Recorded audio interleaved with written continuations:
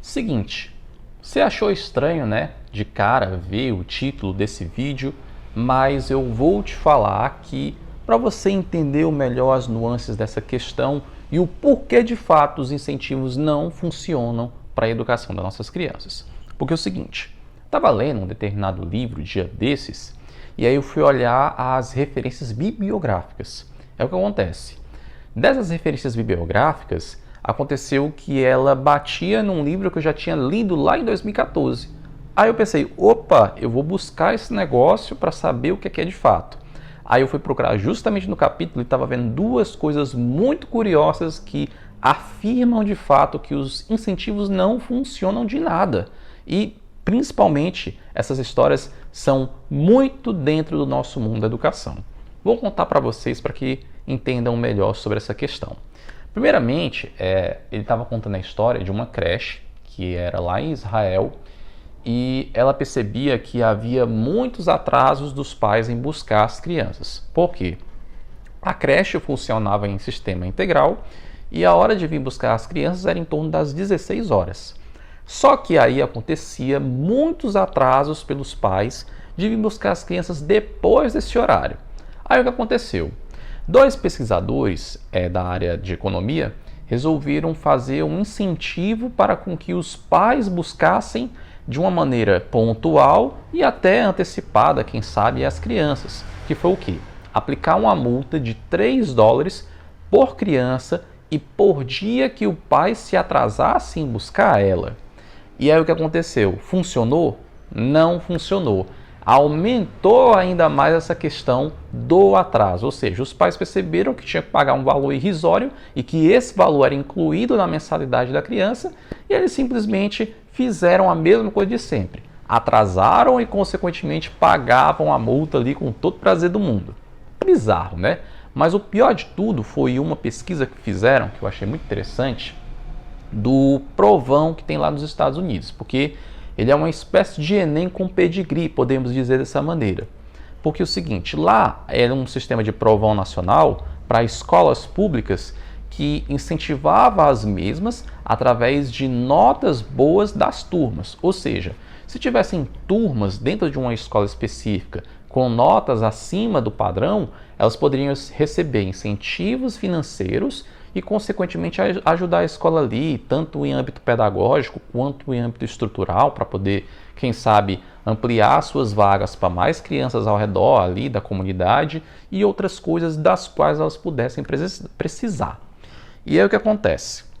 Descobriu-se que tanto alunos quanto professores e escola, e muitas vezes em comum acordo, eles trapaceavam para poder manipular as respostas e respectivos alunos, no caso, obterem notas melhores e, consequentemente, elevar as médias daquela escola em específico, para elas não perderem essa verba do governo e estarem ali no patamar de sempre, recebendo e podendo ampliar ali os seus serviços para a comunidade. E aí o que aconteceu?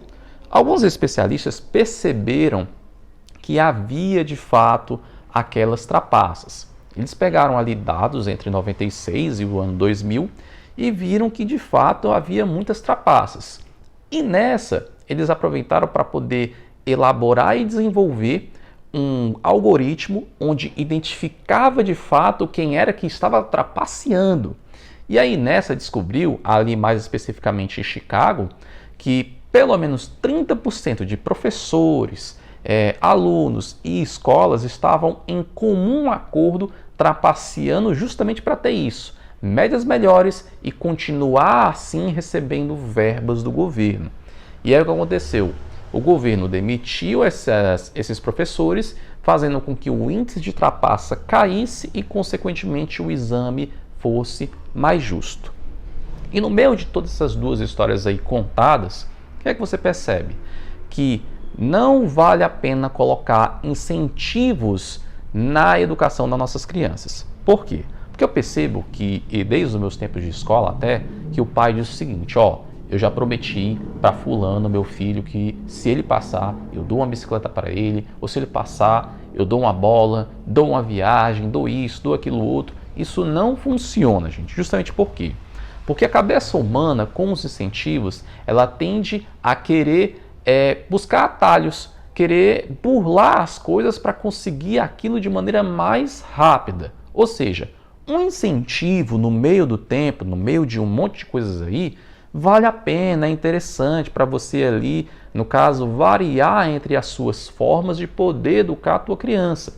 É de boa, é tranquilo. Inclusive eu já falei no outro vídeo, que talvez eu deixe aqui na descrição ou ao final desse vídeo, sobre a questão de incentivar através do esforço, que também é muito importante. Mas você, pai, educador, que também é pai no caso, muitas vezes aí, você educar de uma maneira frequente a tua criança com objetos não vai dar certo. Porque uma hora o teu filho vai pensar assim, poxa, eu vou ganhar esse livro aqui, do Fractal Comics, que é justamente a fonte que eu tirei. O que acontece?